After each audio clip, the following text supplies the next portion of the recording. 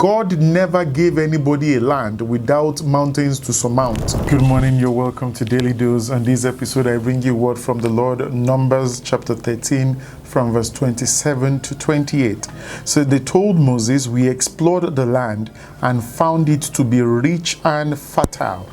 And here is some of its fruits. But the people who live there are powerful, and their cities are very large and well fortified. Even worse, we saw the descendants of the giants there. So Moses had sent these folks into the land to go and spy and bring a certain level of report onto him. And when they came, they brought what we will call good and bad news, so to speak. But it was quite important to note that God never gave anybody a land without mountains to surmount, or whatever it is that you think you would need to surmount. So people think that when God brings them into a land that is flowing with milk and honey, that you will be picking it on the streets. It's the mindset of people that actually causes them to actually err on the side of God. God in himself brought his own son on the face of the earth, advised the foster father Joseph and Mary to carry the child and run to the next country. You would have thought that God should be protecting his son away from danger, so to speak. God will never give you anything to conquer or to surmount without challenges that comes with it. So a man goes into the courts of God and pray for patience. Of course, the test of patience will come, and it's not going to come in the way you think it would come. So it's important for us to begin to understand how God operates.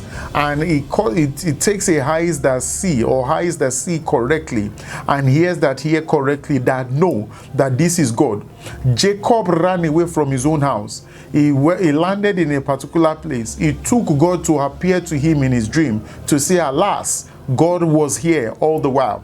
We must understand that tribulations, trial, temptations are part of the entire game, all right, for us to be strengthened and get into the place God has called us into. Without those things, you will never possess any land that God has given to you. So in the possession of the things God has given to you, you might even think it's not legitimate. You might think, oh, why is God doing all of this and that?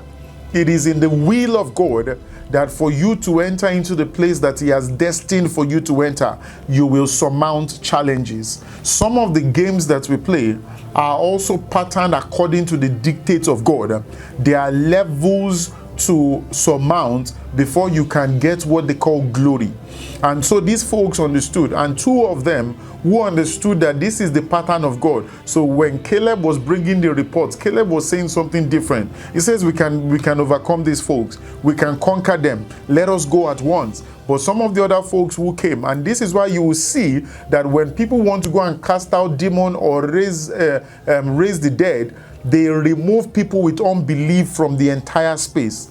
It's important that we understand the dynamics of how these things are, all right? It's not that those things are not big in themselves, but the belief that God who sent you will help you in conquering that thing is the first thing we need to do. So somebody is raising a child, you're believing God for a house, you're believing God for a spouse, you're believing God for anything that is worth it in life. You must understand that there are mountains to surmount to get to the place where God has given to you. And what those mountains do, they help you to build character. They help you to build the fruit of the Spirit.